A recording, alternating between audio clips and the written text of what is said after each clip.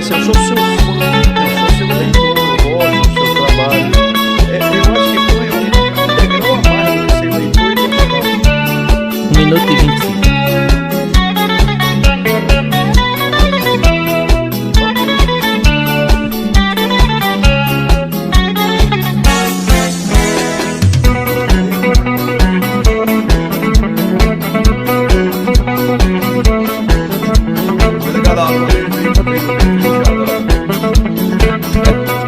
É chá,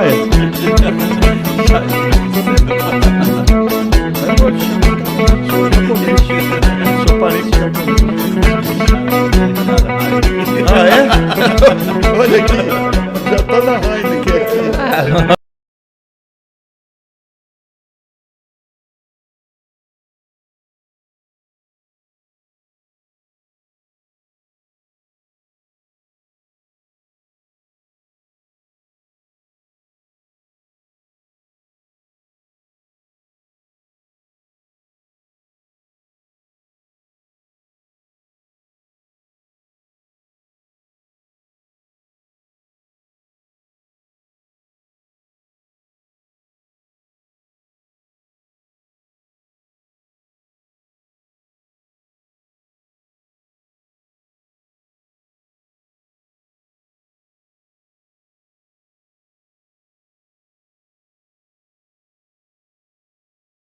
Estamos no ar, neste exato momento, diretamente da produtora Mosaico HD de Belém do Pará para todo o Brasil. Desde já eu quero te fazer um convite muito especial. Vem com a gente, fique com a gente, compartilhe, comente, fofoque, faça o que você quiser. Fabrício, hoje Diga nós lá. estamos com tecnologia nova. Total, e a gente vai falar disso agora. Total. Exatamente, a Mosaico HD, que é a produtora que produz o nosso Égua do Podcast, está sempre investindo em qualidade. Por exemplo, o Léo tá aqui do meu lado, minha gente. Claro, compartilhando, do bate-papo, interagindo com a gente, mas ele está trabalhando, fazendo outras missões, outras funções.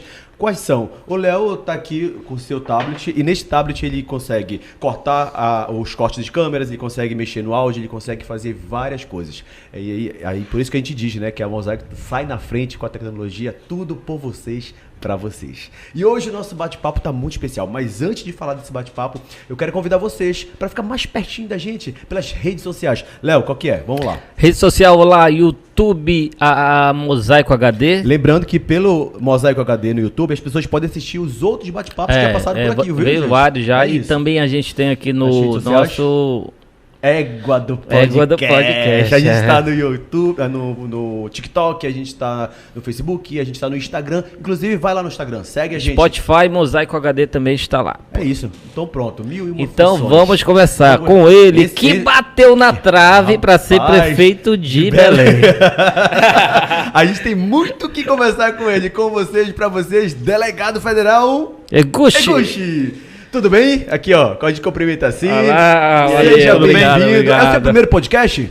Não, já participei de outros. Mas o mais paraense dos paraenses é esse, tenha Até certeza. pelo nome, né? Égua do podcast, mais para isso do que isso. Delegado, seja bem-vindo, viu? Obrigado. Bom, obrigado. a gente tem muito o que conversar, eu quero saber muita coisa, eu tenho certeza que os nossos telespectadores também querem conhecer um pouco mais do delegado, que se tornou querido por muita gente, mas também a gente sabe que criou algumas inimizades, e a gente vai falar disso também, que é muito normal, né? A gente ganha, mas a gente perde em algum lugar, não é não, delegado? Só jogam pedra em árvore que dá fruto, cara. Boa. Então, quando a gente está sendo atacado, principalmente pelos inimigos, é sinal que a gente está fazendo um bom trabalho político. Na polícia, nós temos um ditado.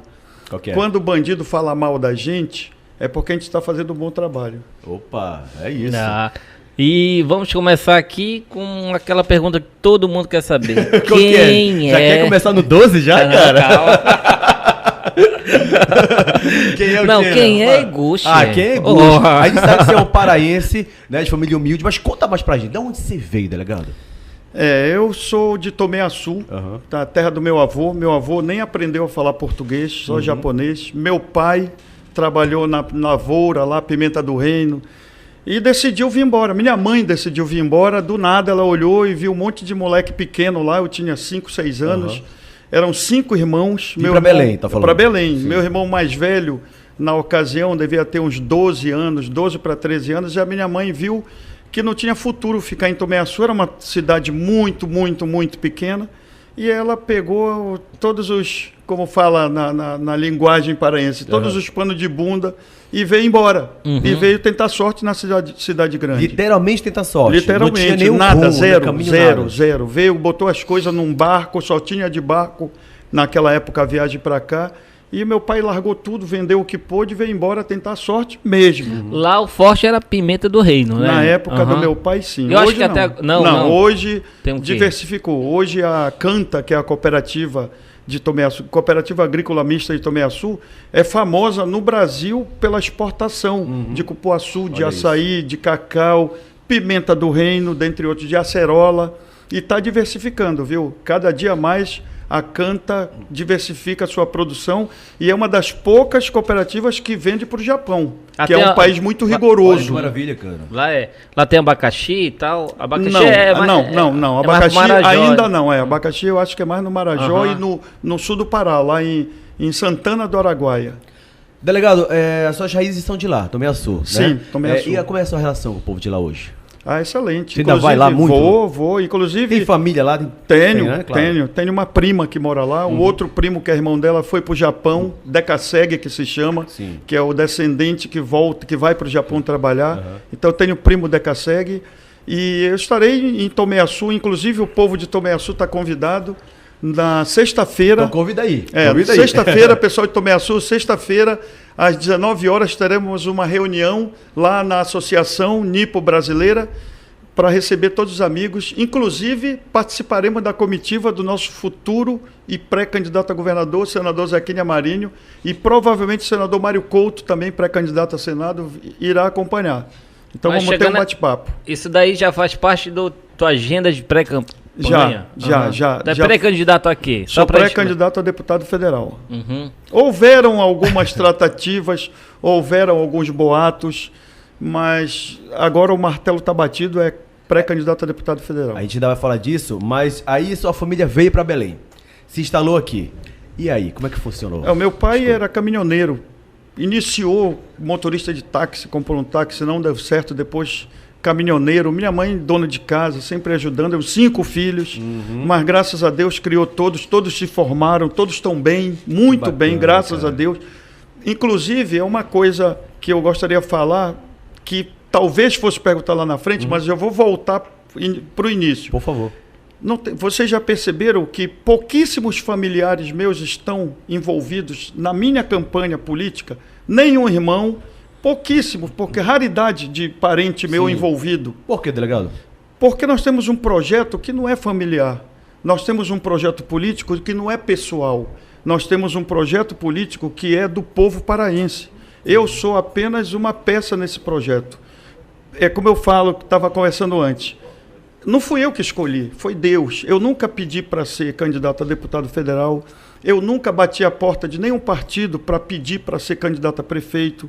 Sempre foi o contrário. As coisas aconteceram. Aconteceram e os convites vieram de fora. Eu nunca pedi para ser governador ou candidato a governador e veio o convite. Por que esse convite apareceu, delegado? Talvez pela repercussão da campanha a prefeito de Belém, que todos sabem que a gente perdeu por... A gente vai falar disso, mas enfim... Deixa para lá. Vamos lá, depois mas a gente conversa. O convite... Não deixa pra lá, não, a gente vai falar. Vamos falar. Pode perguntar, meu amigo. Eu tenho muita coisa pra perguntar, delegado. Pode perguntar. Mas presta atenção, veio o convite a prefeito de Belém. Como esse convite surgiu e por quê? É isso que eu queria saber. O primeiro a me convidar para a política, estava falando agora com o Ricardo ali. Sim. Eu nunca pensei em entrar na política. Eu fui advogado, eu trabalhava para político. Eu, como delegado da Polícia Federal, eu prendia político. E, de repente, eu me vi... tornou um político. Tornando político. Para mim, era alguma coisa absurda, por ser da Polícia Federal.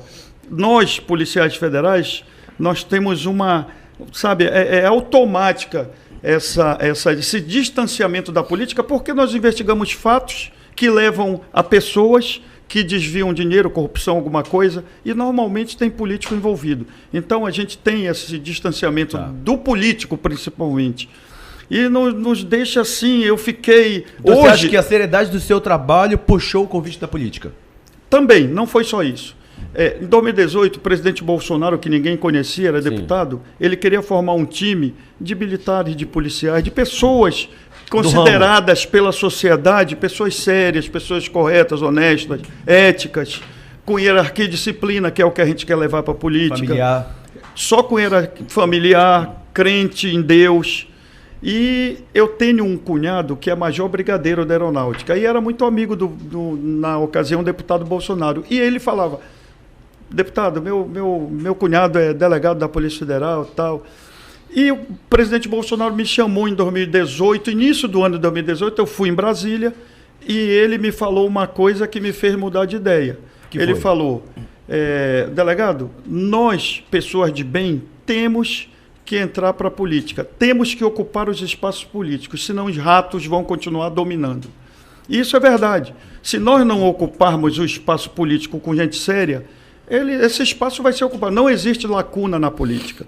E tem muita gente com muito dinheiro que quer ocupar esse espaço por algum motivo. Eu não tenho dinheiro, eu tenho vontade hoje de ocupar esse espaço, mas como eu falei, pouquíssimos familiares meus participam do projeto. Então, para você ver que o projeto não é um projeto meu, nem familiar, nem do nosso grupo só. Nós temos gente de todos os locais do estado do Pará participando do nosso projeto político. Aí você aceitou o convite para ser candidato deputado federal. Não, Prefeito em 2018, deputado federal, eu tive Prefeito. 53 mil votos Ok. sem ser conhecido. Sem ser conhecido. Você fez um trabalho, obviamente, que... Eu tenho certeza que o meu cargo ajudou muito, que a Polícia Federal hoje, sem sombra de dúvida, é uma das instituições mais sérias, de maior sim. credibilidade, Sim. mais séria do Brasil. Ajudou muito. E junto com a onda bolsonarista, a onda que quer mudança, a onda de indignação, isso ajudou muito. Onda de mudança e indignação. Andam juntas, né? Andam juntos. Exatamente. Aí veio a candidato a prefeito de Belém. Veio como candidato a prefeito de Belém. Como o Léo falou agora há pouco, nos 45 minutos do segundo tempo, a gente estava ali, quem vai ser prefeito de Belém? Mas, Reguchi, uma coisa... E não foi dessa vez. Não, eu tava no interior fazendo campanha Ah, com a produtora. Aí cheguei assim, todo mundo falava, cara, quem é Reguchi? Na fila do pão. Do nada apareceu o Reguchi. foi uma surpresa pra você também? Foi uma surpresa pra você? Porque até então você não era conhecido. Não Não, foi. é porque tu já tinha tuas pesquisas internas. Não, que pesquisa? Não tem? Mas como você sabia que você A poderia chegar aqui no pesquisa turno? interna que eu falo é do boca a boca, do dia A a dia. pesquisa Não é? na Que cidade andava a gente no meio do andava. povo. Tu andava e a muito, gente né? tinha certeza Então, tu tinha. que as pesquisas... Aham. Para vocês verem, pode buscar, não teve nenhuma pesquisa que me colocou em quarto lugar.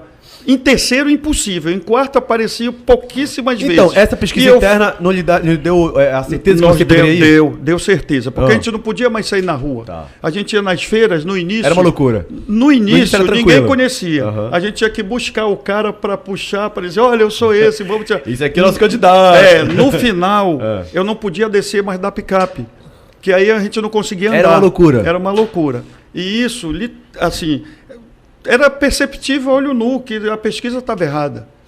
Nenhum dos... veja só, quantos desses candidatos a prefeito andaram por Belém, na rua, no comércio, andaram pelas feiras? Eu acho que só eu. Não tenho certeza, eu não Sim, estou afirmando. sim.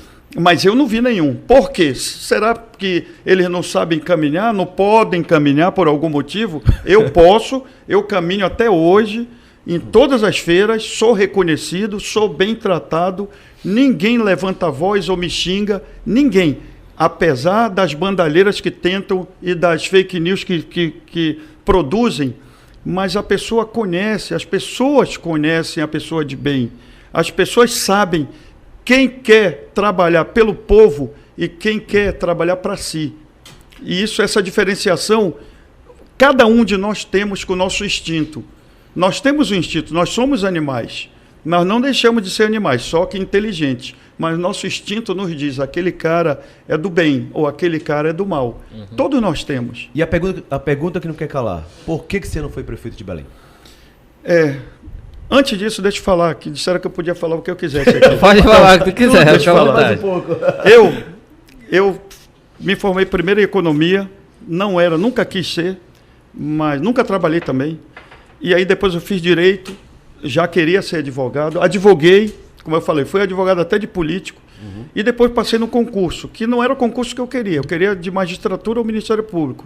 Mas eu passei da Polícia Federal porque Deus que escolhe o nosso caminho. A gente tenta sair, não pode. Tanto que eu tinha uma turma que estudava todos, a maioria são promotores hoje, e eu não queria fazer o concurso da Polícia Federal, e eles que insistiram, bora, cara, bora. Eu disse, não, pô, Polícia Federal eu quero aqui. Todos fizeram o concurso, só eu passei na Polícia Federal. Hoje eles são o Ministério Público, eu sou Polícia Federal, com muito orgulho, não trocaria de instituição. Mas assim, o que eu queria falar, o cara saiu lá praticamente fugido de Tomé Açu, fugido no bom sentido, Sim, tá? claro. Que Tomé Açu é uma terra maravilhosa, é a minha terra, Atrás de novos mas rumos, atrás né? de um futuro melhor para os filhos. Promissor, E em 2015, eu passei 1 ano trabalhando na Interpol. Não fiquei 1 ano lá. Eu viajava muito, reuniões em vários locais do mundo, e passei umas semanas em Lyon. E lá eu fiquei olhando e disse, cara, como é que, para ver como é possível qualquer pessoa atingir seus objetivos. Sim. E eu me vi sentado ali, representando, era o único brasileiro, não, tinha outra que era minha amiga, mas ela era da vice-diretoria da Interpol, uma brasileira, que também da Polícia Federal. Mas eu estava lá como o coordenador de uma operação internacional representando o Brasil. E assim, eu me via lá e digo, poxa, e se eu ficasse em Tomé Açu? E se a minha mãe não resolvesse botar as coisas no barco e ir embora, né? Para ver, cada um de nós pode chegar onde quiser. Claro que a ajuda de Deus é muito importante. Às vezes a gente tenta, bate, não consegue. Às vezes a gente bate uma vez, a porta abre. É verdade. Mas eu saí de Tomé Açu, cara. Saí de Tomé Açu. Você acreditou, correu atrás? Corri atrás, e não só eu. Minha mãe sim, correu família, atrás, meu sim. pai, minha família, meus amigos. E isso aconteceu na política. Era isso que eu queria chegar. Isso aconteceu na política. Sim. Aí vamos voltar para 2020. A minha intenção era vir vereador. E tivemos muitas reuniões na casa de várias pessoas, vários amigos, que falavam, não, tu não pode vir vereador, tu tem que vir prefeito.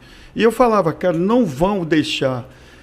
Os candidatos a cargo majoritário, que é prefeito, senador, é um clube fechado, onde eles escolhem. Não sou eu que vou bater na porta de um partido e falar, eu quero ser prefeito. É o cartel político que domina o Estado que fala assim, você vai ser candidato, você não. É assim que funciona. Sim. Você foi escolhido? Eu fui escolhido pelos grupos conservadores, sim, que fazem essas manifestações conservadoras de direita em Belém. E eles bateram o pé quando eu fui no Patriota com o deputado Raimundo Santos, buscar o meu número, eu com o Caveira, meu amigo, e nós fomos lá, eu disse, bora hoje lá, que eu quero pegar meu número logo. Sim. E quando eu cheguei lá, como para ver qual é coisa de Deus, sem nenhuma, ninguém marcou nada, começaram a chegar as lideranças desses movimentos, um por um. Quando nós vimos, tinha umas 20 lideranças de movimentos de rua, que quando eu falei, sim, deputado, então eu quero meu número para vereador. E ele falou, não, tu não pode vir vereador, tem que vir prefeito. E aí eles falaram, prefeito, aí o deputado que não ia lançar prefeito pelo Patriota falou assim, então vamos fazer uma votação. E eles, foi unânime, todos bateram o martelo, aí o deputado aceitou, acreditou, e aí começou essa caminhada, essa nova onda. Assim, essa nova onda. Mas desde o início, eu sabia que a indignação do eleitor ia colocar alguém com novos ares, com novo pensamento, novos projetos políticos na prefeitura. Não deu certo. 2020, mas nós temos 2024 aí na porta. Pois é, mas com todo esse feedback positivo na sua campanha do povo, como você mesmo comentou aqui com a gente, que você andou nas feiras, nas ruas, não conseguiu chegar lá. Por quê, delegado? Isso que eu quero saber. O que você acha que aconteceu? Forças ocultas, que não nem tanto ocultas, agiram. O que aconteceu? Se quem estava envolvido na campanha percebeu que na quinta-feira da semana decisiva da eleição, no segundo turno, a cidade virou cor de açaí. Antes da quinta-feira era verde e amarela. Não se via bandeira do prefeito que ganhou. Mas, de repente, amanheceu... Uma loucura. Centenas de milhões de motivos foram responsáveis. Um deles, eu acho que eu não tenho nenhuma moeda aqui. Delegado, como é que você vê hoje a sua cidade, a nossa cidade de Belém? Abandonada, né? Infelizmente, eu torço. As pessoas me cobram muito de eu bater mais em governador, em prefeito, mas A gente não vê isso. eu não vou bater nunca. Eu Aham. torço para que dê certo. Não interessa se ele é de uma ideologia diferente da minha.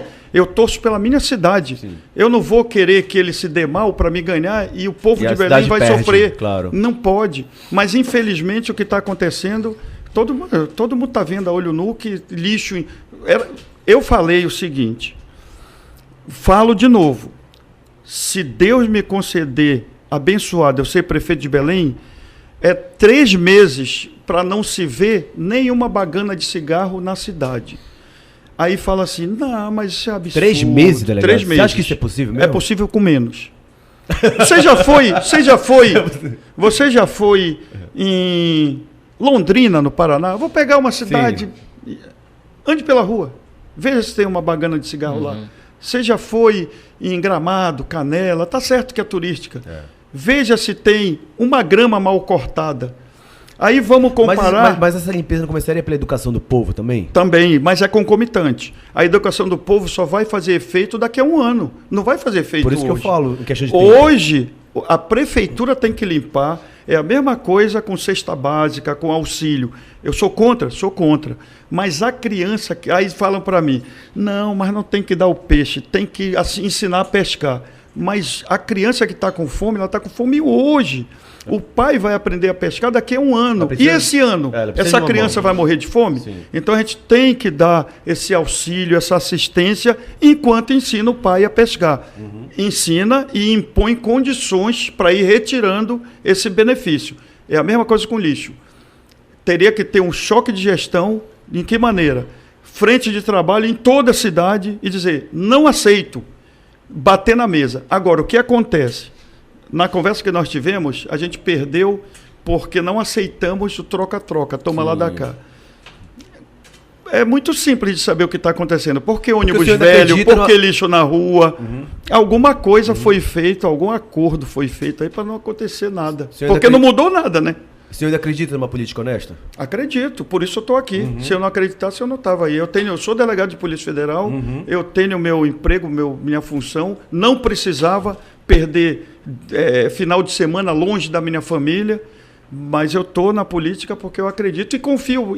Na mudança, né? Muito. E para mim, não sou o dono da verdade, mas para mim, o exemplo maior, o presidente Bolsonaro conseguiu tirar uma Petrobras que dava lucro de 100 bilhões e com uma gestão honesta, correta, que dava prejuízo de 100 bilhões, hoje dá lucro de 100 bilhões. E não é só a Petrobras.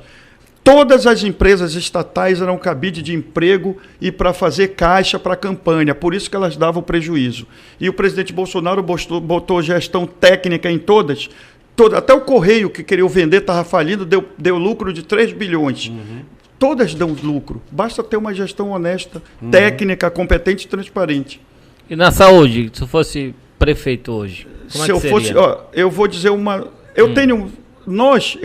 às vezes eu falo, eu me confundo, somos nós, nunca sou eu, tá? Eu não fiz nada, é uma equipe. Nós temos projeto para todas as áreas, projetos que me chamam de megalomaníacos, mas são projetos que já existem em meio mundo.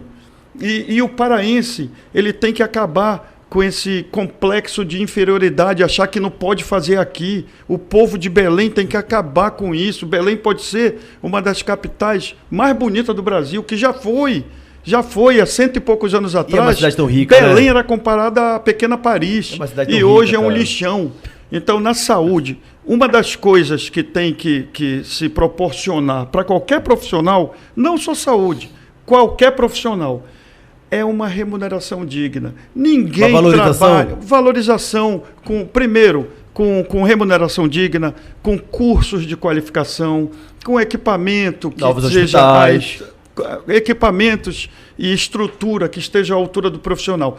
E eu falo isso pela Polícia Federal. Tá. Todo mundo elogia, mas nós temos equipamento de primeiro mundo, agora foi feita a nova sede, nós temos um salário que não é um salário tão gigante como falam, mas me deixa tranquilo para pagar minhas contas e ter uma vida digna.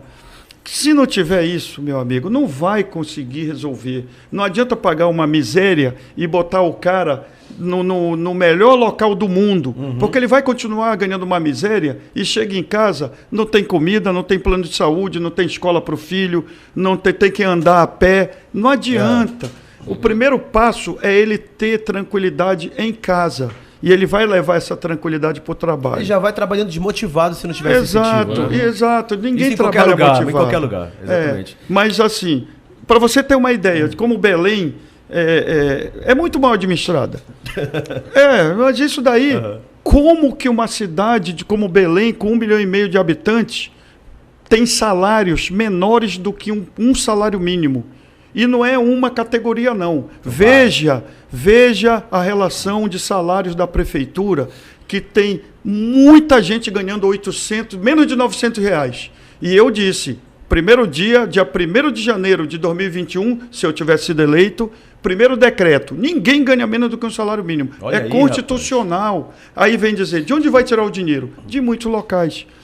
O outro projeto era revisão de todos os contratos. Todos. 1º de janeiro, nenhum contrato vai ser pago. Vamos revisar. Eu trabalho com isso. Eu sei que 90% dos contratos, se não for 100. Esquema. Eu não vou dizer esquema, mas às vezes o superfaturamento não é necessariamente um esquema. Mas é porque a prefeitura não tem uma fiscalização muito leniente e deixa ele superfaturar e fica por isso mesmo. Vou dar um exemplo.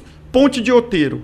Eu conheço empresários top em Belém que me disseram, nós construímos uma ponte dessa com 10 milhões de reais. Vocês viram quanto é o valor? Quanto foi? Delegado? 65 milhões. Oh! E aí? Será que um contrato desse não poderia ser revisado? E aí está o dinheiro. Está o dinheiro para o salário, está o dinheiro para a limpeza, está o dinheiro para o transporte, para subsidiar. Não precisa subsidiar o ônibus. Só tem que ter seriedade. Mas olha, se me deixarem falar aqui, não, eu tô gostando, os nossos projetos são muito grandes. Você está colocando para fora. Eu vou dizer uma coisa então, de favor. ônibus. Vou dar um exemplo de ônibus. Nós tínhamos o projeto, está guardado para 2024. O nosso projeto é ônibus com ar-condicionado e automático. Estava na hora, né? Tem que ter, mas Belém não tem. Sim. Aí a gente vai em Manaus, tem. Vai em Fortaleza, tem. Aí o povo... Sempre tem um do contra, né? E chegou, não, mas esse cara é doido. Vai aumentar muito o preço da passagem, não pode. Aí nós fomos pesquisar em Fortaleza, na ocasião da campanha 2020. Ônibus automático com ar-condicionado, o mesmo preço da passagem de Belém, com uma cidade bem maior do que Belém. Como é que eles conseguiram? Simples, tecnologia. Como é que eles fizeram? Eles colocaram chip nos ônibus. Primeiro fizeram a via que só anda ônibus. E a fiscalização é rigorosa, porque aqui CEMOB não existe, né? Ninguém vê um agente de trânsito, é impossível. Não, já me multaram já. Mas isso daí não é agente da CEMOB, porque ele não existe. Mas o que acontece em Fortaleza? Tem o trajeto do ônibus e ele tem um chip. Toda vez que ele se aproxima e tem todo o trajeto que ele vai fazer, o chip avisa o sinal, o semáforo, que é inteligente. Evita que ele pare, o semáforo já abre, ele evita de parar, de sair. Tudo isso gasta combustível. Resultado, só no combustível as empresas de ônibus de Fortaleza economizaram 20%, que é onde está o maior problema hoje do orçamento de uma empresa, é o combustível. Então, para você ver, esses pequenos detalhes que não são tão pequenos, dá para ser resolvido, mas tem que ter capacidade técnica, tem que ter honestidade, transparência. E trabalho. E botar a mão na massa, né? Trabalhar, exatamente. Mas... Delegado, hoje você falou aqui pra gente que você já é pré-candidato a... Eu pensava que era chapa. Isso não é chá, isso é água. A produção, um chá aqui pro delegado, por favor. Na próxima, pessoal, já sabe, né? Tem que ser um chá aí. E, delegado, aí pré-candidato a deputado federal, né? Sim. Hoje você está viajando pelo nosso estado para conhecer os problemas. Fala muito. Gente. O Pará hoje é um estado... Pará é um país, né? É um país. É um continente. É isso. E assim, é muito difícil você viajar sem recurso. Eu nunca... Escreva o que eu estou falando. Eu nunca recebi um centavo de dinheiro público. Nunca. Se alguém me mostrar um centavo de algum dinheiro público, eu desisto da política. Nunca recebi. E é difícil a gente viajar por um estado continental sem recurso. Sim. É muito difícil. Daqui para Novo Progresso dá 1.500 quilômetros. Aí tem o combustível, tem o hotel, tem a equipe, não sou eu. Tem o tempo de viagem, que se eu for para Novo Progresso é uma semana para ir e voltar. Sim. E daqui a pouco a eleição está na porta. Sim. Não é fácil, mas a gente, dentro das possibilidades, está conseguindo com os amigos que acreditam no nosso projeto. E a gente percebe que o Estado todo tem problema hoje. Se o Estado todo tem problema, alguma coisa está errada. Problema ou muitos problemas? Muitos problemas. Primeira coisa que me falam, primeira coisa de todos os lugares. Sim. Delegado, quando o senhor for deputado, amém, se eu for. Eu só quero uma coisa, não atrapalhe a gente. Olha só o que eles falam. Não nos atrapalhe. Nós Quem fala isso, delegado? Todos. É o setor produtivo renda, em geral. sim. Setor produtivo em geral. Tá. Não atrapalhe, nós queremos trabalhar e produzir. Então, para ver, tem alguma coisa errada. Alguém está atrapalhando. Sim. Segundo, os problemas do Estado, assim, no meu ponto de vista, são problemas pontuais. São problemas que, se a gente resolver resolve para aquela região toda. Vou dar um exemplo. PA 150, Rodovia da Morte. Sim. Um governo sério, um governo comprometido com o desenvolvimento do Pará, no primeiro dia de governo, de mandato, no primeiro dia, ele iria assinar uma licitação para concessão da PA 150, ou pelo menos para recapear, para dar um jeito. É a rodovia que passa a maior parte das nossas riquezas, e se você andar lá, você corre o risco de não chegar no seu destino. É só buraco, não tem acostamento, o asfalto, nunca vi aquele asfalto bom, e tudo que não presta tem nessa rodovia. É a rodovia onde passa a nossa riqueza. Cadê o comprometimento de um governo que não olha? Para mim, eu falei para o nosso senador Zequinha Marinho, que é pré-candidato, futuro governador, vai ganhar. Falei, senador, eu tô junto, mas no primeiro mês, eu não vou nem falar primeiro dia, primeiro mês da sua administração, o senhor vai ter que dar um jeito na PA 150. Porque é onde passa a riqueza, cara. Sem essa PA, a gente podia triplicar nossa riqueza só com uma rodovia, igual as que existem no interior de São Paulo. E tantas empresas interessadas nessa concessão. Mas, enfim. Agora, Iguchi, deixa eu te perguntar uma coisa. Pode perguntar. Como que é que o Zequinha vai conseguir desvincular realmente do Helder se ele estava de braços dados com ele na campanha para Senado? Tá, deixa eu explicar o que ele tem nos mostrado e tem dito. Eu acho que aqui também todos concordam que quando o atual governador se elegeu, todos tínhamos esperança dele resgatar o nome Barbalho e se tornar um grande governador. Até pela idade dele, fala, pô, esse cara tem um futuro político brilhante. E ele, fazendo uma boa administração, ele chega longe. E todos tínhamos essa esperança de dizer assim, poxa, o governador Helder Barbalho vai ser um excelente governador. É um cara muito rico, é um cara que tem um poder, uma família muito poderosa, não precisa fazer algumas coisas. A mesma coisa o senador Zequinha pensou. E no transcorrer do mandato nós vimos que o DNA da família falou mais alto. E deu no que deu. Então, vários saíram. Deu no que deu o quê? Deu no que deu. Eu tenho vergonha de falar que sou paraense em alguns lugares. Isso não pode acontecer, a gente tem que ter orgulho. Mas vergonha por quê? O Pará só aparece no noticiário de polícia. Não aparece noticiário de turismo, de mineração, de agronegócio, de petróleo agora com o nosso pré-sal da Amazônico. Mas é só no cenário político dizendo corrupção, desvio, e isso daí envergonha qualquer um. O Pará tinha que dar orgulho, o Pará é rico, tinha que distribuir a riqueza. A gente tem que acabar de mandar gente para Santa Catarina. Santa Catarina que tem que mandar gente para trabalhar no Pará. Já foi embora daqui. Exato. Por quê? Porque lá tem muito emprego. Por que tem muito emprego? Porque muitos querem investir. Porque os políticos de lá, eles estão comprometidos com o desenvolvimento do Estado e não do bolso deles. E as empresas são convidadas para irem para Santa Catarina. Veja quantas empresas novas nós ganhamos por mês, por ano, no Pará. Pouquíssimas. Por quê? porque eles não confiam nos atuais políticos. Você acha então que o candidato, o governador Helder Barbalho deixou a desejar quanto governador? Muito, muito. E eu não preciso falar, é só abrir as páginas policiais. Mas, Eguchi, delegado Eguchi, como que eu vou refazer a pergunta rapidinho que eu não consegui entender. Como que é que o Zequinha vai desvincular... É porque a gente começa a falar muita coisa. Sai desvincular a imagem muito junto do outro, né?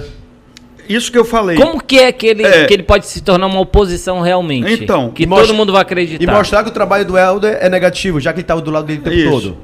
Ele começou abrindo mão de todos os cargos que ele tinha no governo.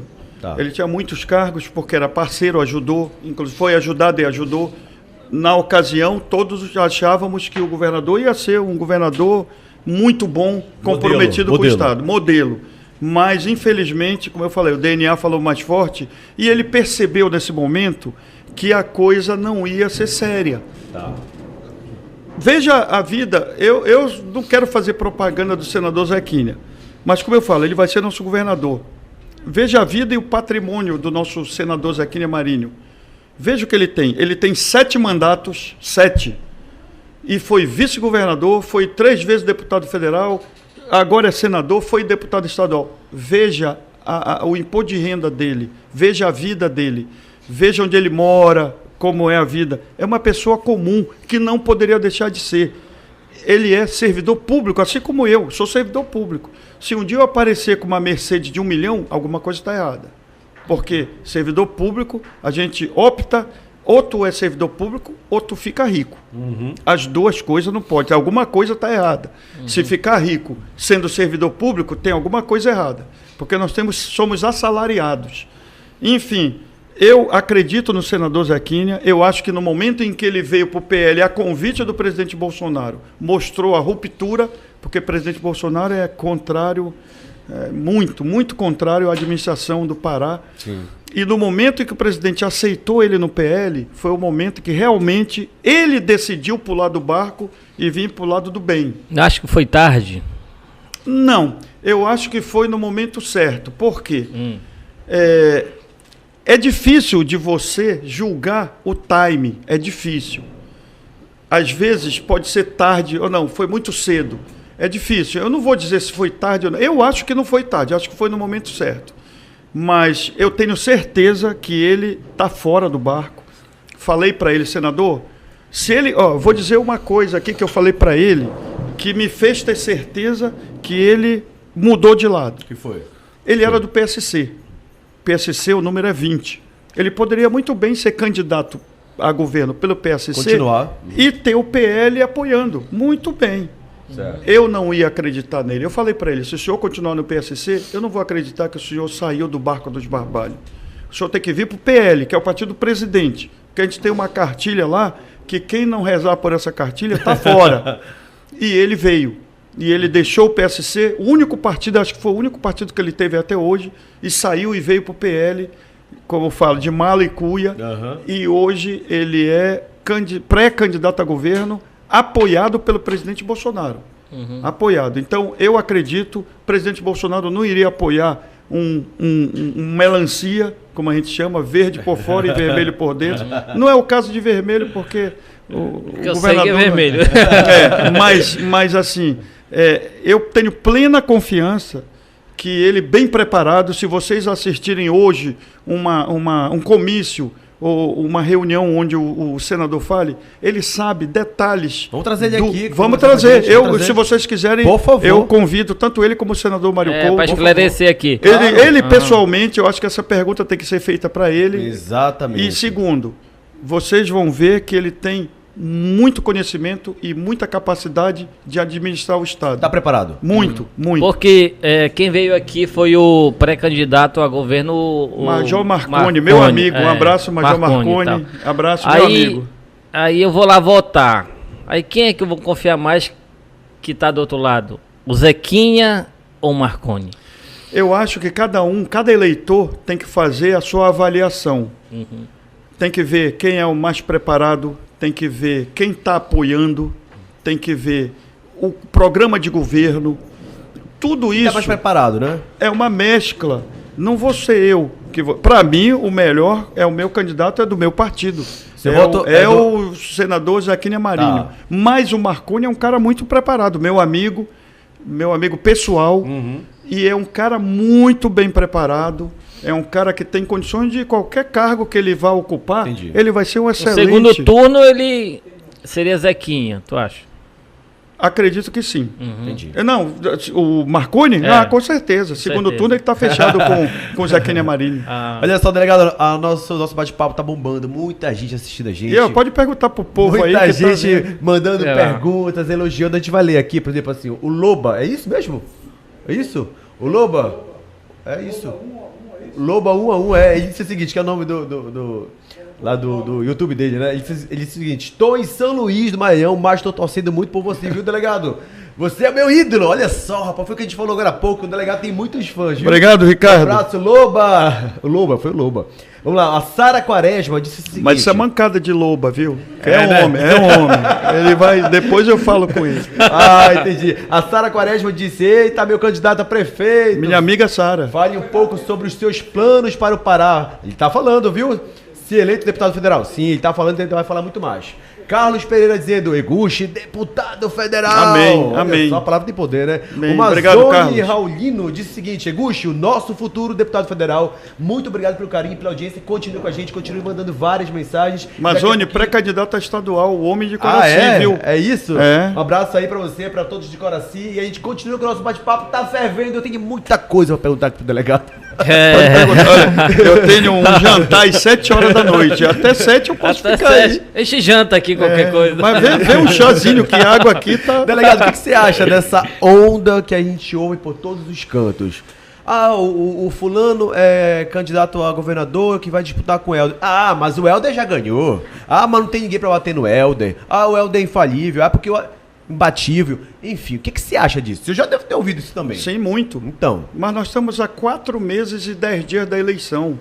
E muita coisa pode acontecer em 4 meses. Eu realmente acredito hoje que talvez hoje o atual governador pudesse se reeleger. Hoje. Mas daqui a 4 meses vão Tudo ter uma pode acontecer. surpresa. Não, Tá. tudo pode acontecer, não. vai acontecer. Senador Zequinha Marinho vai ser o nosso governador, sem sombra de dúvida. Entendi. Por que essa certeza? Eu tenho viajado por todo o estado, ou sempre que possível, mas nós já fomos sul, sudeste do Pará, Ilha do Marajó, enfim. Só a parte do oeste do Pará, Santarém, que nós não fizemos por falta de grana. Sim. Se alguém quiser apoiar a gente, Patrocina aí. precisamos de um patrocinador para levar a gente para Santarém e região. E a gente percebe que o interior do Pará é conservador. Só existe progressista na capital e região metropolitana. Se você for no interior, quanto menor o interior, mais afastado, mais ele é conservador. E segundo, o nosso estado é um estado agropecuarista. É um estado do agro. E o agro é quase que 100% bolsonarista. O que eu quero dizer? O Pará hoje é em torno de 60% a 70% bolsonarista. A hora que o presidente Bolsonaro subir no palanque, que não está muito distante essa Pode hora, acontecer, sim. vai haver uma reviravolta nessas pesquisas. Porque eu tenho falado o seguinte: quem votou no Bolsonaro, não menosprezando as outras pessoas, tá? Sim. Que fique claro. Eu estou falando do bolsonarista. Os outros, cada um tem a sua percepção de que é o melhor, da sua ideologia. Eu respeito. Acho que cada um tem que votar realmente naquilo que acha melhor e que acredita.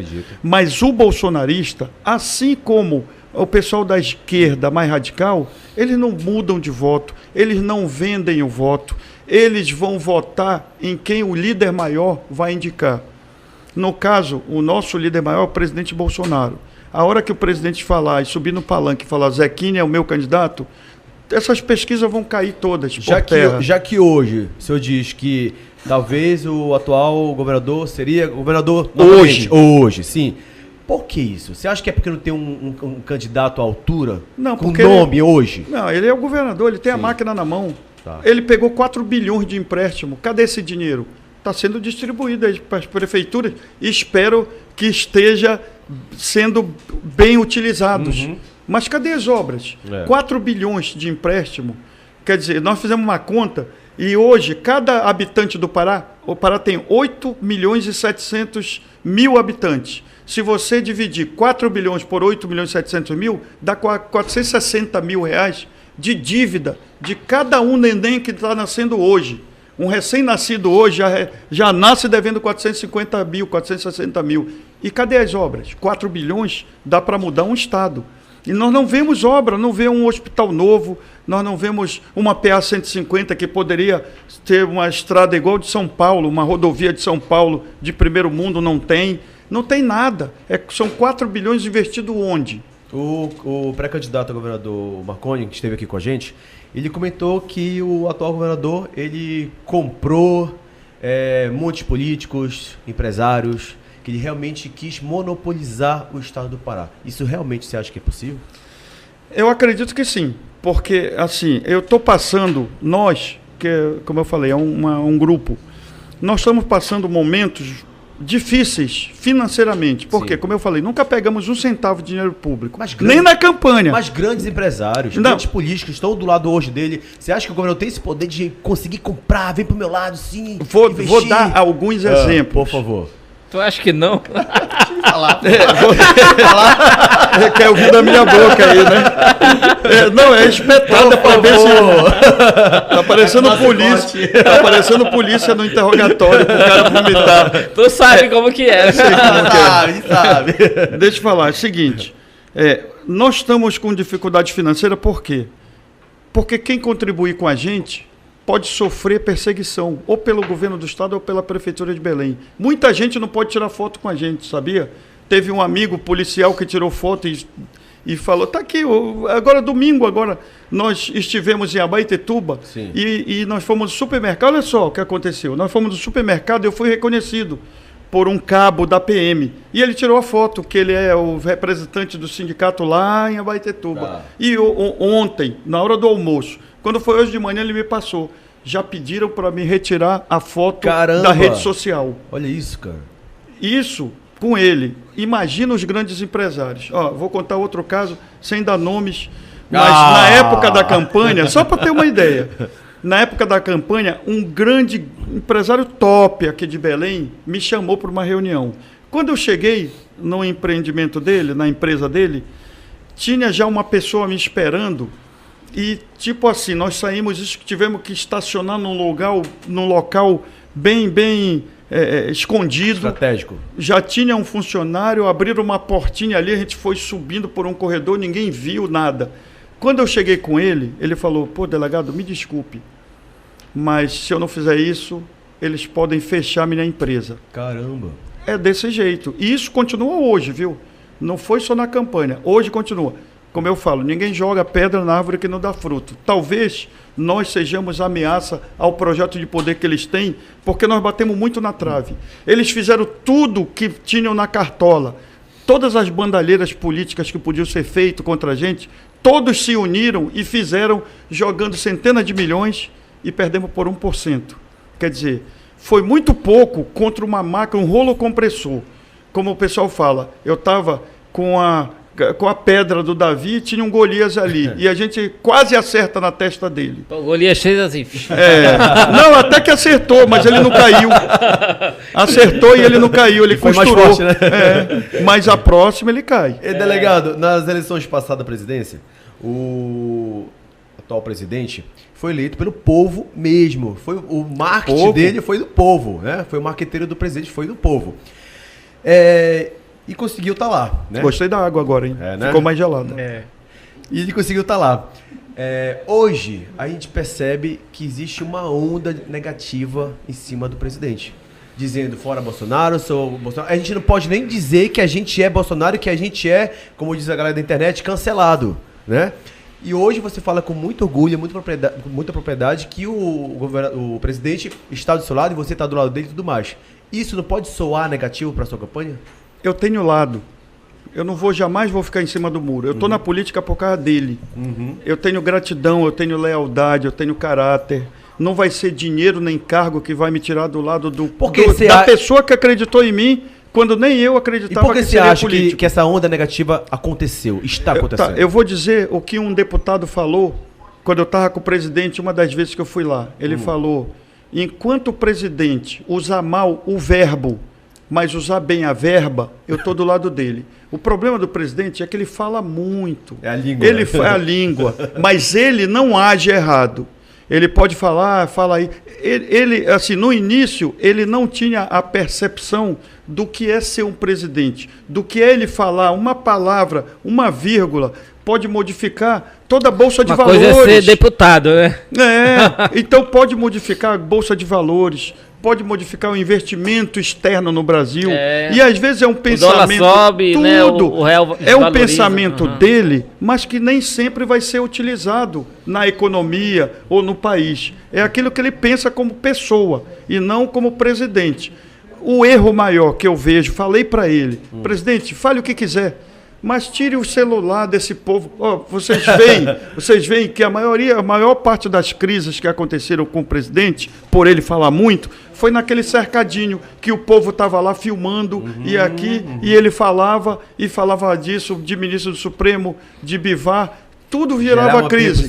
Repercussão. Tire o celular tu não acha fale... que foi um erro dele tirar, né, a galera do contra, ele deixar só a galera dele, aí ele se sentir mais à vontade de falar o pessoal tá gravando? Mas ninguém tirou. Lá qualquer um pode entrar. Você vê que às vezes tem um que grita Lula lá, às vezes. Aí é retirado, porque ele quer tumultuar. Não é porque fazer onda, não é porque ele é proibido, não. Qualquer um pode ir lá. O presidente, se vocês souberam que ele teve em Paragominas.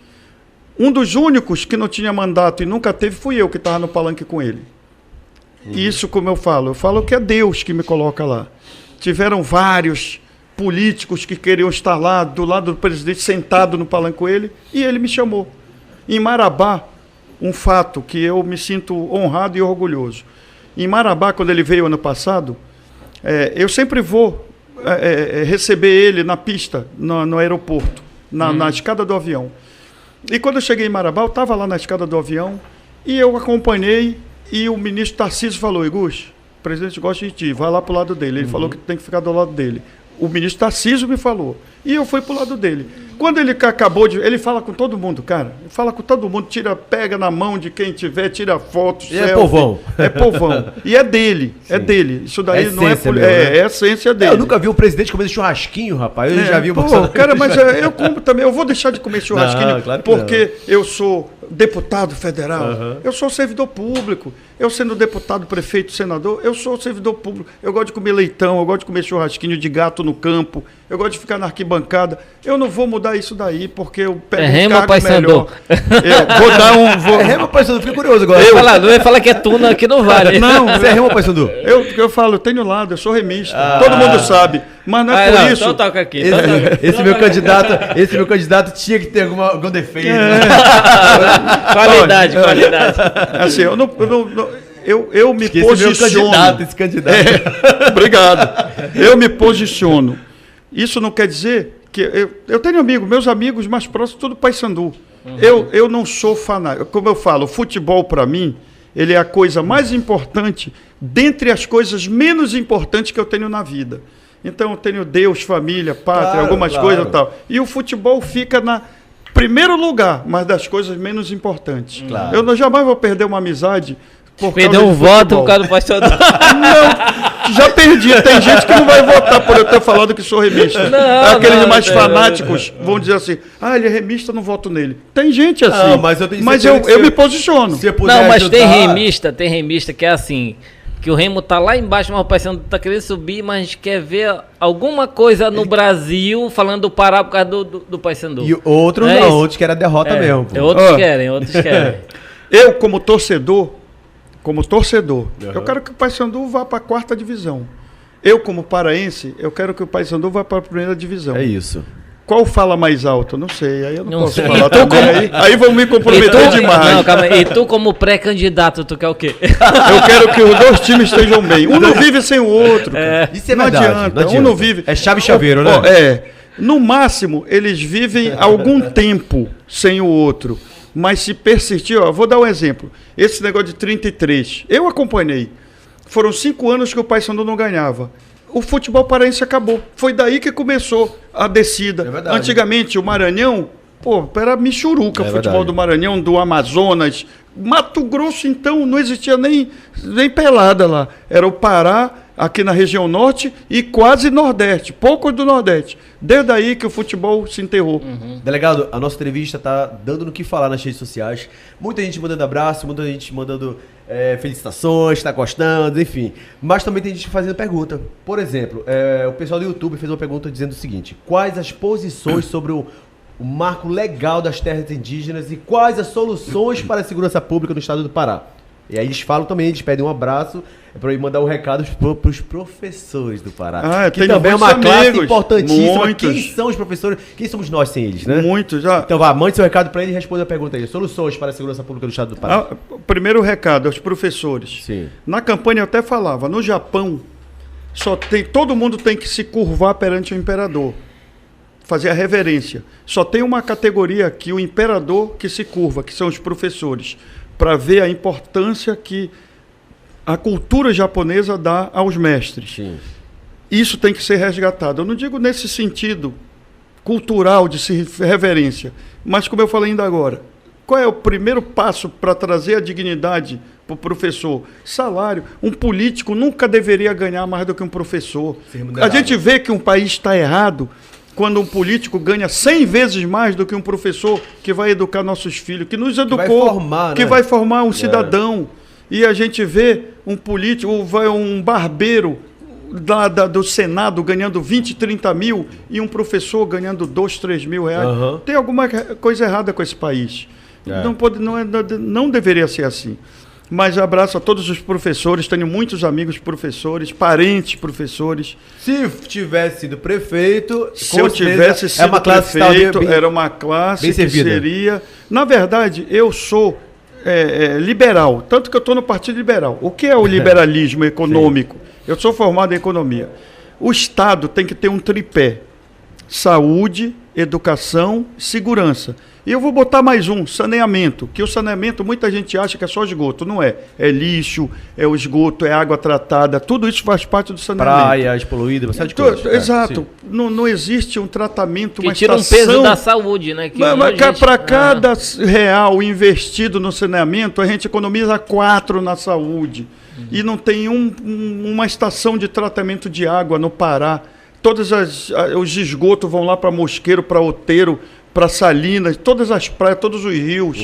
Então, o saneamento, mas voltando aos professores. Os professores teriam um tratamento, não dizer especial, mas diferenciado. Sim. Porque eles são muito importantes na formação dos cidadãos, dos nossos filhos. Nós temos um projeto...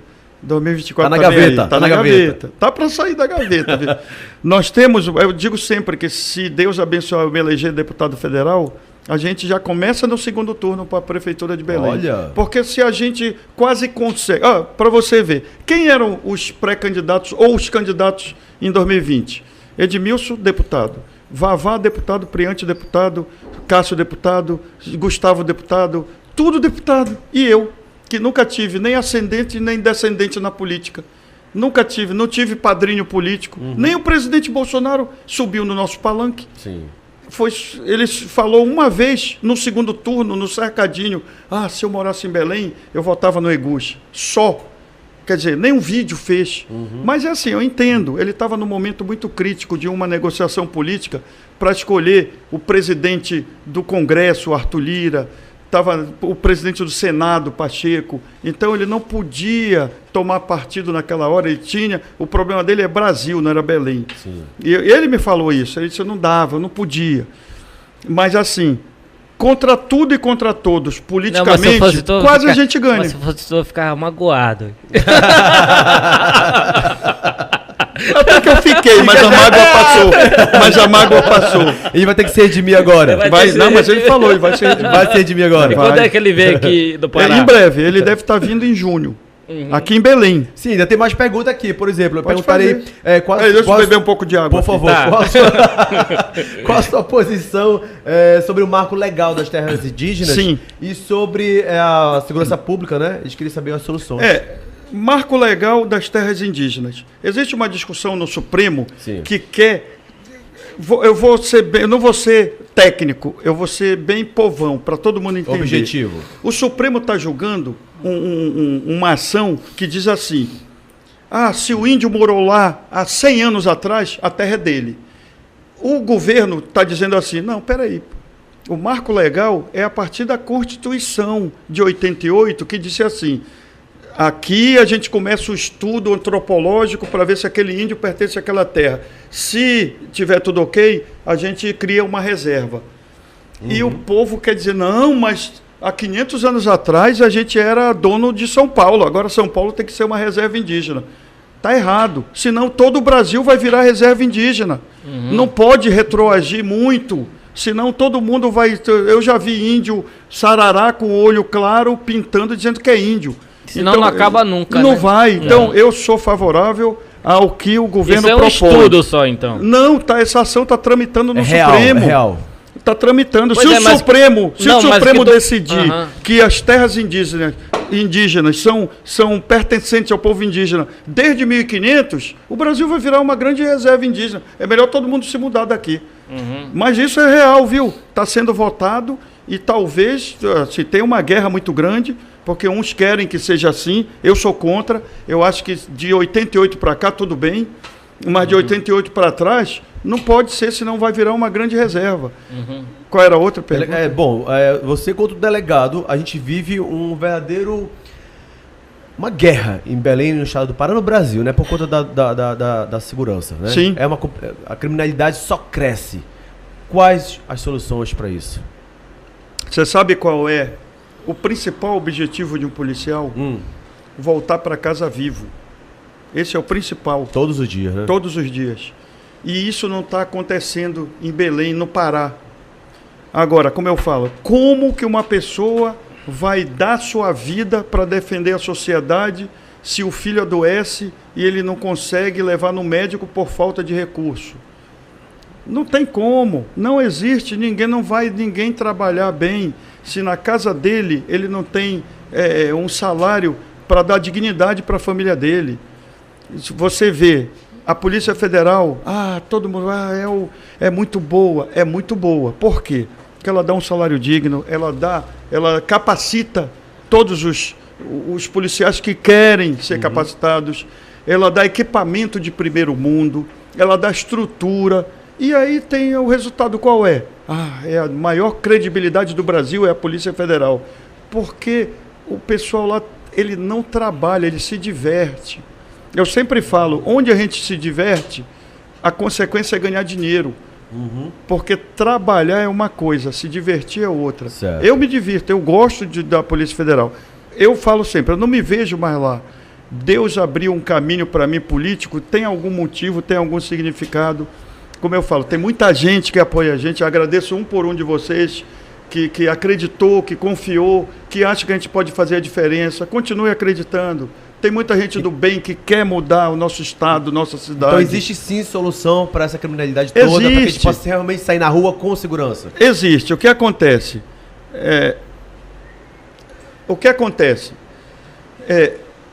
A nossa polícia militar não é preparada como deveria. Eu não estou, tirando o crédito da PM, não. Sim. Mas eu acho... Eu vou dar um exemplo do que eu quero falar. Espero que não me entendam mal. Na academia da Polícia Federal, cada aula de tiro era de 50, 100 ou 200 tiros por dia.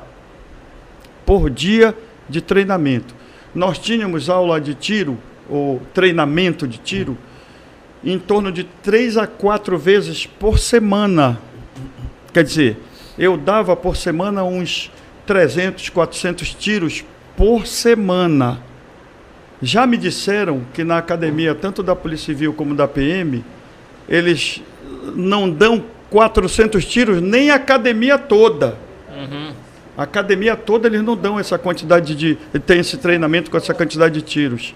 Então aí é um detalhe, claro, mas para você ver a diferença de uma academia para outra. Na Polícia Federal, a cada 3 meses, a gente tem um treinamento de tiro, que a gente gasta 200 munições, só para desenferrujar, como a gente fala.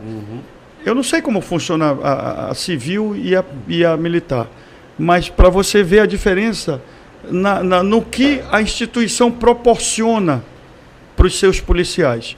Eu acho que se houver um investimento maior na área de segurança, com certeza o retorno é diminuir a criminalidade, com certeza absoluta. Não é investir em equipamento, tem que investir na pessoa, no policial. Depois é o equipamento. Eguchi, chegando aqui na última pergunta. Vai acabar já. Tá. Não, se quiser a gente fica aqui até 7 horas. Até jantar. 15 para 7. O papo tá bom, né, cara? Aqui, Eguchi, saiu no G1. Sim. PF apreende bolsa com dinheiro, operação contra o delegado federal que foi candidato a prefeito de Belém. O que tu tem a dizer sobre isso? O que realmente aconteceu? Primeira coisa, qual é o crime de ter dinheiro em casa? Verdade. É crime? Não. Eu não posso ter dinheiro? Apreenderam bolsa de dinheiro mesmo. Sim. Apreenderam dólares, apreenderam euro, mas ninguém me pediu o comprovante da casa de câmbio que eu comprei. Eu comprei tudo em casa de câmbio. Sim. Eu viajo com a minha família, a cada 2 anos, eu passo normalmente de 20 a 30 dias fora do Brasil, a cada 2 anos. Como é que a gente faz isso? Quem viaja para o exterior sabe como é. Todo mês a gente compra 200, 500 dólares e vai guardando.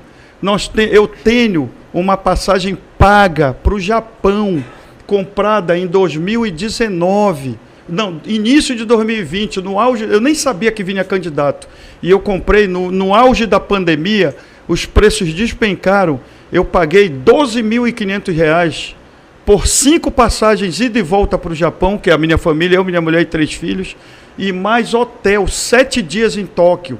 Eu paguei R$12.000 de 12 vezes, quer dizer, eu pagava R$1.000 por mês no meu cartão. Eu tenho capacidade financeira para fazer isso com o meu salário. E os dólares era para essa viagem. Hoje eu tenho que viajar e não tenho. Ninguém me pediu o comprovante. E quando a gente apresenta, eles não aceitam. Eles dizem, não. Quer dizer que nunca foram, quando foi candidato, aí foram lá.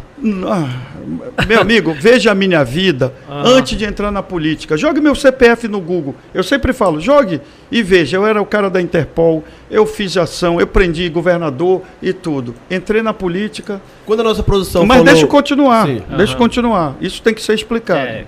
Como eu falei, não é crime ter dinheiro em casa. Ali tinha dinheiro da cirurgia plástica da minha esposa, que eu nem sabia. E ela veio me dizer depois, poxa, levaram dinheiro. E ali só era dinheiro honesto, não tinha dinheiro de... Eu nunca peguei um centavo de dinheiro público. Onde é que está a corrupção? Onde é que está desvio de dinheiro? Não existe isso. Ali eu vou dizer o que era. Além do nosso dinheiro, existia uma parte pequena, que era gente do bem, que queria ajudar, dizer assim, eu acredito no Senhor, eu confio no Senhor e eu estou lhe ajudando, porque o seu projeto político é sério. E não tem um centro, tudo de gente trabalhadora, cara. E você conseguiu recuperar sofri. Você recuperou esse dinheiro? Conseguiu? Não, ainda não, porque só foi a liminar que saiu. Mas na liminar, que é a desembargadora federal em Brasília, ela expediu, ela coloca lá muito claro. Percebe-se claramente a perseguição política e pessoal ao delegado Eguchi, no caso, termos jurídicos que se fala. Era exatamente isso que eu ia falar. Por exemplo, antes de vir para cá, a produção, a produção entrou em contato com a gente, né? Disse, olha, o delegado Eguchi vai ser entrevistado por vocês e eu gosto de estudar o candidato. Pode perguntar. E aí eu vi várias notícias, várias coisas sobre a sua pessoa e eu vi que você foi logo à delegacia, falar sobre isso e tudo mais. Não, eu vou explicar mais uma coisa. E você comentou que foi inimigos. Alguma coisa desse tipo. Quem são esses inimigos? Não sei. Se eu soubesse, assim, mas deixa eu lhe falar. Me acusaram de eu estar vazando informações sigilosas. Sim. Mas deixaram de falar que o cara que dizia que era meu amigo não, porque não existe nada dele falando o meu nome. Ele dizia, não, falei com o delegado. O delegado disse que vai ter operação, que não vai ter. Mas ninguém falou que eu ameacei esse cara de prisão por ele estar usando meu nome indevidamente lá em Marabá, lá em Parauapebas, que eu fui numa reunião que os mineradores se reuniram, vieram em Belém e falaram, pô, delegado, o cara lá é seu amigo, não, olha, ele é pilantra. Não. Eu disse, qual o problema? Meu amigo? Ele fala que o senhor vai prender, vai deixar de prender. Vamos lá, eu fui em Parauapebas, reunimos com mineradores, esse pilantra que disse que era meu amigo e usava meu nome, ou o nome de delegado que nunca citou meu nome, não tem uma ligação minha com ele, nem telefônica nenhuma. O que eles usaram? Os seus amigos do Face são seus amigos reais? Não. Vão na sua casa? Não. Usaram foto do Facebook, 1%, porque em 2018, esse cara, que eu não sabia, ninguém tem na testa pilantra, 2018 era candidato a deputado federal. Esse cara chegou e tirou uma foto, e entrou, disse, entra aqui no meu carro, vou lhe mostrar a minha mina. Eu não vou dizer, não, me mostre o documento da mina para mim. Ele me levou num lugar onde tinha uma montanha de manganês, tirou uma foto, eu e ele usava essa foto para dizer que era muito meu amigo e que ele ia fazer acontecer, porque eu era o cara que ia prender todo mundo. E aí os inimigos usaram, dizendo que ele é meu amigo, porque ele é meu amigo do Face. Tudo, eu não posso entrar em detalhes, porque a decisão final ainda não saiu. Justiça, sim. Foi só uma liminar. Mas na liminar, a própria desembargadora viu que não tem nada. E ela disse assim, percebe-se claramente a perseguição pessoal e política. Pô, uma desembargadora de Brasília falou isso. Dinheiro em casa, vazamento de áudio, de conversa e tudo mais. Não tem nada, não tem um vazamento de áudio, porque então não existe. Então presta atenção. Isso, de fato, é um preço que se paga quando a gente entra na política? Isso é o preço que se paga por ameaçar um sistema político corrupto. Porque se eu não tivesse feito o que eu fiz politicamente, nós não tivéssemos aparecido na política, ninguém ia fazer nada. Vou falar de novo, não se joga pedra em árvore que não dá fruta, é sinal que a gente está dando Delegado, fruto. toda essa confusão, toda essa loucura toda que deve ter atormentado a sua vida, da sua família e tudo mais. Eu pensei em desistir. Já ia te falar. Eu pensei em desistir. Não desisti porque alguns amigos nos tiraram do fundo do poço. Eu não tenho nenhuma dívida, nunca me preocupava, me preocupo sempre. Eu não atraso a minha dívida, nem dívida de bar que a gente deixa pendurado. Mas te assustou? Muito, muito. Minha família recebeu ameaça de morte. Eu tive que me mudar de onde eu morava porque tinha gente parado, carro estranho, gente se escondendo atrás de árvore quando eu olhava. Isso tudo depois que a gente apareceu. E o teu nome, política, né, também. Aí, antes disso, eu era o cara. Veja no Google quem eu era. Mas em 2020... Tudo mudou. 2020, quando eu fui candidato, não foi nem quando eu fui candidato a deputado federal, foi prefeito. Veja só. De lá para cá tudo mudou. E um político, vou até dizer o nome. Por favor. O ex-governador Simão Jatene me chamou uma vez e falou assim, Gus, cuidado. Te prepara. Que eles vão botar um rabo em ti. Tu não tem rabo, eles vão botar. E um amigo me falou na época, ele disse, Gus, os políticos hoje que estão aí, ou a grande maioria, não vou generalizar, claro, tem gente do bem, mas a maioria está tudo dentro de um lago cheio de lama, eles estão lá dentro, todo lambuzado de lama, e tu tá fora, limpinho. Todos eles estão te dando a mão lá dentro, mas eles não querem sair de lá, eles querem te puxar para lá, para te ficar enlameado. E é isso mesmo. Tentaram, mas graças a Deus você está vendo a quantidade de pessoas, como eu digo, o povo tem instinto, nós temos instinto, e a gente sabe quem é do bem e quem não é. Mas é muito legal você falar disso, esclarecer, porque as notícias rolam soltas, né? As fake news estão aí. Então, assim, hoje você deu aqui a resposta que eu acho que todo mundo gostaria de fato saber. Mas as perguntas, como param de chegar, os internautas estão aí mandando muitas perguntas. Por exemplo, aqui, o André Dumont disse, delegado Iguchi, você tem projeto para creches, escolas para educação infantil? Considero isso fundamental para a mudança na nossa educação. Então, deixa eu explicar uma coisa. Eu sou pré-candidato a deputado federal. Só emenda. Eu, como pré-candidato, eu não vou ter o poder de mudar ou de oferecer esse tipo de projeto. Isso é para quando eu vier candidato a prefeito. Mas como eu falo... Executivo. É executivo, é majoritário. Eu me elegendo deputado federal, todos esses projetos vão sair da gaveta. Nós temos sim tudo projeto, tudo. Né? E se Deus abençoar e eu me eleger deputado federal, a gente vai voltar a conversar sobre esses projetos. Qual era o nosso projeto para a educação? Em geral, principalmente creche. Educação em tempo integral. Nós não podemos deixar nossas crianças na rua. Nós temos que... A maioria das crianças da periferia vai de manhã para a escola e à tarde fica a tarde inteira na rua, cara. Não tem o que comer. Elas vão para comer, não vão para aprender. Exatamente. Mas nós temos que ter uma educação em tempo integral. E principalmente creche. Creche é obrigatório, porque a mãe tem que sair para trabalhar, e é o dia todo. Ninguém trabalha meio turno. Então tem que ser sem entrar 8 da manhã e sair 6 da tarde, com café da manhã, com almoço, com lanche, e, se possível, com jantar. É possível fazer isso, não é caro. Caro é pagar algum dinheiro por fora aí para começar. Caro é construir uma ponte de 65 milhões quando podia construir com 10. Eguchi, tu tem um gostinho de querer ser prefeito ainda. Cara, eu nunca pensei em ser prefeito.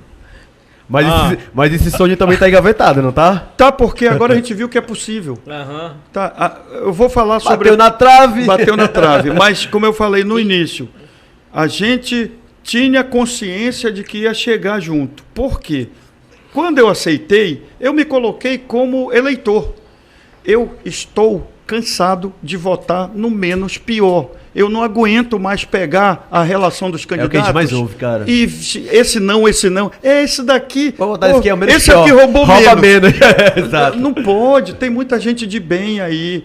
Então, eu me coloquei na posição do eleitor quando eu saí candidato, porque eu sabia quem eram as figurinhas que vinham.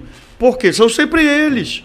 É o cartel que comanda. Eles não botam ninguém de fora. Eu não sei, é coisa de Deus que conseguiu me lançar candidato a prefeito. Como eu falo, é coisa de Deus.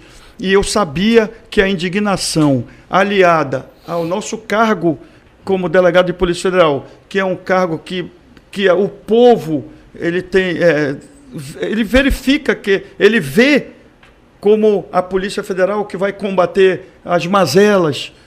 E isso é verdade, e é isso que nós vamos fazer. Inclusive, se eu tivesse sido eleito prefeito, eu já tinha um time de uns 15 colegas da Polícia Federal que eu ia com o presidente Bolsonaro. Presidente, eu preciso desse povo aqui, porque eu tenho que dar uma resposta para esse povo que me elegeu. Por quê? Eles iam me eleger com a esperança de mudança. E se não tiver uma equipe do bem, que conhece as bandalheiras e colocadas em locais chaves, não acaba, porque o prefeito é uma pessoa lá em cima. Ele tem que ter a equipe lá com a chave do cofre, evitando que o dinheiro saia pelo ralo. E a gente tinha, além das pessoas que nos ajudaram, uma equipe de uns 10 a 15 colegas da Polícia Federal com 20, 30 anos de experiência. Aquele que olha aqui e fala, isso daqui tem fraude. Só de olhar um processo de licitação, que a gente tem isso daí. Se eu olhar um processo de licitação, eu sei se tem fraude ou não. Eu vou ver, eu vou pesquisar a empresa que está lá. Se ela não tiver nenhum empregado, é fraude. Se ela não tiver um local fixo, escritório, é fraude. Se o nome do cara que está lá mora lá em Anajás, na Ilha do Marajó, e vê que é um cara que ganhou um salário mínimo, é fraude. E esse tipo de pesquisa é tão simples. Basta um notebook com acesso à internet que a gente consegue fazer isso. Mas tem que ter experiência. E aí eu ia trazer essa experiência dos colegas da Polícia Federal para dar a chave do cofre de cada um. Vou contar um caso aqui, que eu costumo contar, e alguns da polícia, para ver o nível de bandalheira que é. E muita gente acha, puxa, mas é assim? Não, não é assim, é pior. Eu participei de uma operação, acho que 2009, 2010, lá na fronteira da Bolívia. O prefeito que tinha ganhado, tipo assim, janeiro, o prefeito assumiu. E aí ele chamou o pessoal e disse assim, olha, estou assumindo, mas vai estourar umas bombas aqui deixadas pelo meu antecessor. E não fui eu. Estou chamando vocês para vocês verificarem aí. O que ele pediu? Tinha sido firmado um contrato na área de saúde de compra de medicamento. O prefeito que saiu já tinha pago 100%. E o medicamento não tinha sido recebido, mas estava na estrada. A carreta vindo. E aí o prefeito chamou a gente e falou, vocês vão vestir a jaqueta de servidor municipal e receber a carreta, porque tem bandalheira. E aí nós colocamos a jaqueta como se fosse servidor desse município e a carreta chegou. Inclusive o proprietário da empresa estava junto. Quando começou a descarregar, aí ele, tipo assim, eram 50 mil caixas de Sonrisal, aí só tinha 5 mil. Aí eu falei, mas só tem 5. Não, assine aí, já está tudo certo. Aí 20 mil caixas de ibuprofeno, aí só tinha 2 mil. Aí, mas cadê o... Não, assine aí que já está tudo certo. Aí tinha 10 mil caixas de Rivotril. Aí contamos 10 mil caixas. Eu falei, pô, tá aqui, veio ele salvou um. Aí a gente foi ver o prazo de validade, estava vencido. Putz. Isso é o que acontece em todas as cidades do Brasil. Poucas se salvam. Poucas. Isso é 1% da bandalheira. Quando a gente acha aí no jornal, achou não sei o que, medicamento vencido, agora, é porque já veio vencido. Já veio vencido e joga fora. Tem outro caso de uma cidade aqui do interior, que o cara que eu prendi quase morre. Era também da saúde, desvio de verba. E ele quase morre porque quando ele teve a pressão dele, disparou, ele estava preso, algemado dentro da viatura, a gente fazendo busca ainda na prefeitura. E me chamaram e disseram, pô, o cara tá morrendo, vai lá. Aí levamos ele para o posto de saúde. O remédio que ele precisava não tinha. Ele desviou, não morreu, graças a Deus. Mas ele ia morrer por um crime que ele tinha praticado. Exato. Entendeu? E olha só, isso daí, infelizmente, isso é o normal. Aí o pessoal fala, mas não tem dinheiro para os teus projetos. Claro que não tem. Desse jeito. Não vai ter e mesmo. aí, se viesse a nossa equipe para tomar conta da chave do cofre, eu digo, 20%, é só somar todos os contratos da Prefeitura de Belém e ver 1 bilhão de contrato 200 milhões a gente pega de volta para investir. 200 milhões ou mais. E a gente ia botar isso em prática, muita gente não acreditou, ficou em casa por causa da Covid. Eu até que entendo. Jogaram uma pesquisa falsa no sábado, dizendo que a gente tinha só 42 contra 58 do atual prefeito. Sim. Mentira, naquele dia a gente estava ganhando, estava 52 a 48 para nós, eles botaram 58 a 42, 16 pontos diferentes. Alopraram, mas surtiu efeito. Muito. Mudou do dia para a noite. Mas não foi só isso. Foi centenas de milhões de motivos que foram para a rua. Milhões de motivos? Centenas de milhões. Centenas de milhões de motivos. Então, Iguchi, muito obrigado. Nada. Por ter participado do nosso podcast. Eu vou te falar uma coisa. Tem que ser só assim. Pois é, exatamente. Delegado, foi incrível te receber aqui, conhecer um pouco mais da tua história. Você colocou pra fora muita coisa que a gente queria saber e o povo de casa também. Mas esclarecer ser transparente, que eu acredito que é a sua filosofia de vida, ser transparente, né? Obrigado, volte sempre, aproveite esse espaço que a gente está finalizando, olhando para aquela câmera, falando com o seu povo, afinal, gente, ele é pré-candidato a deputado federal. Mas olha, o Zequinha, só acredito que a gente estiver aqui. Não, eu vou conversar com ele. Vou conversar com ele. Dê seu recado aí pro seu povo do estado do Pará.